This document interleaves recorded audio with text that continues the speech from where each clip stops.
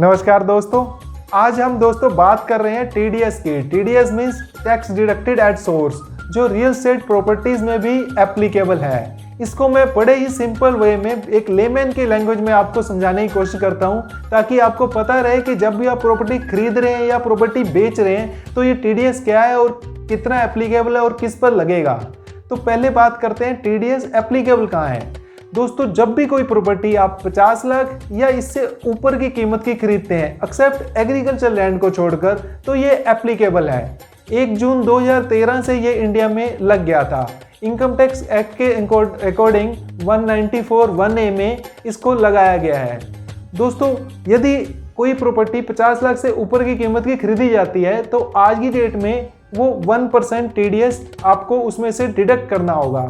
यहाँ पर सेलर आपको उस पेमेंट को डिडक्ट करने के लिए अपना पैन कार्ड शेयर करता है और उस पैन कार्ड के अकॉर्डिंग आप उसको डिडक्ट करते हैं।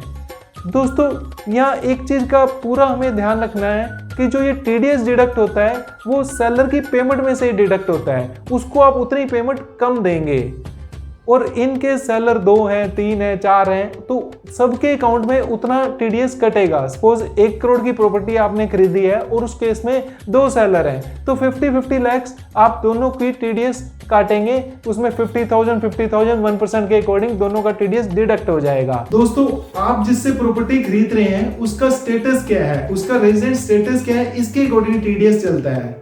यदि उसका रेजिडेंट स्टेटस इंडियन है तो 1% टीडीएस एप्लीकेबल है। सपोज उसका स्टेटस एनआरआई है, नॉन रेजिडेंट इंडियन है वो, तो उस केस में ये टीडीएस की जो परसेंटेज है ये 20% है। एनआरआई के केस में यहाँ पर एक चीज और ध्यान रखने वाली है कि एनआरआई को यदि शॉर्ट टर्म में प्रॉपर्टी बेच रहा है, सपोज 2 साल पहले उसने प्रॉपर्टी खरीदी थी और आज बेच रहा है, तो विद इन 2 ईयर्स को यदि वो सेल करता है तो वो जो टीडीएस है वो 30% हो जाता है। और इनकेस 2 साल के बाद बेच रहा है, जिसको हम लॉन्ग टर्म कैपिटल गेन की उसमें लेते हैं, तो वहां वो 20% है। दोस्तों, एनआरआई कैसे है, कौन है, उसको चेक करने का सबसे बेस्ट वे आउट है कि उसका पासपोर्ट देखा जाए। यदि किसी भी रीजन से वो 180 डेज से ज्यादा किसी ईयर में आउट ऑफ इंडिया रहता है तो वो एक एनआरआई हो जाता है।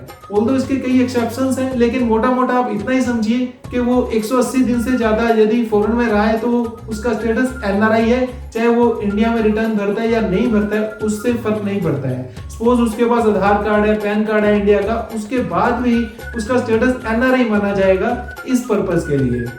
दोस्तों, एनआरआई के केस में थोड़ा और ध्यान रखना पड़ता है। एनआरआई का जब आप टीडीएस भरेंगे तो आपको एक टैन नंबर अप्लाई करना पड़ेगा। उस टैन नंबर के बेस पे ही एनआरआई की रिटर्न फाइल होती है।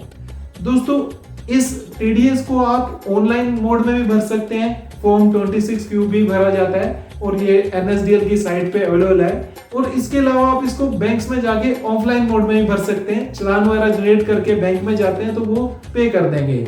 नॉर्मली चार्टर्ड अकाउंटेंट, सीएस वगैरह इसमें हेल्प करते हैं आपको इस टीडीएस को भरने के लिए। यहाँ एक चीज मैं बड़ी क्लियर कहना चाहूंगा, जो ये टीडीएस की रिस्पॉन्सिबिलिटी है, जो लायबिलिटी है, वो बायर की है। किसी रीजन से यदि बायर ने टीडीएस कम भरा या नहीं भरा तो जो उस पर पेनल्टी लगती है, लेट फीस लगती है, उसे बायर पे लगती है। Seller is not responsible in that case. तो यहाँ पर बायर को बड़ा ध्यान रखना है, उसको हर हालत में अपना ये टीडीएस फिल करना है, पे करना है।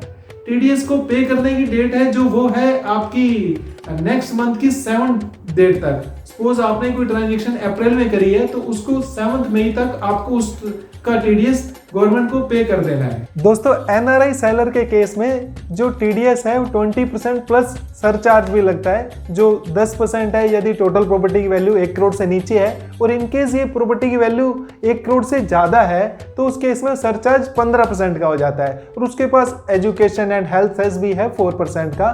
तो आपका जो सीए है वो इसको एक्चुअल कैलकुलेट कर देगा कि कितना टीडीएस एनआरआई के केस में लगता है। एनआरआई इस टीडीएस को सेव भी कर सकता है यदि वो assessing officer, income tax officer से ये लो टैक्स सर्टिफिकेट ले आता है। लो टैक्स सर्टिफिकेट के अकॉर्डिंग उसका पहले ही एक्सेस हो जाता है कि उनको कितना टैक्स एप्लीकेबल है, और उसी अकॉर्डिंग बायर फिर उतना ही अमाउंट डिडक्ट कर सकता है। उसको फिर उतना 20% या 30% टीडीएस डिडक्ट करने की जरूरत नहीं है। दोस्तों, प्रॉपर्टी में टीडीएस से रिलेटेड कभी आपका कोई और क्वेरीज है, कोई सवाल है, तो उसको कमेंट बॉक्स में नीचे लिखिए, मैं उसका पूरा कोशिश करूंगा आंसर देने का। दोस्तों, मुझे पूरा भरोसा है कि आपको इस वीडियो ने एटलीस्ट टीडीएस से रिलेटेड कुछ इन्फॉर्मेशन पहले से बेटर दी होगी, आपकी ज्ञान में कुछ वृद्धि हुई होगी। यदि आपको ये अच्छा लगा हो तो इसको बाकी दोस्तों के साथ भी इस वीडियो को शेयर कीजिए और इसको लाइक कीजिए। इसी उम्मीद के साथ मैं विकास अरोड़ा, रियल एस्टेट एक्सपर्ट, आपसे विदा लेता हूँ। Wish you best of luck. Thank you.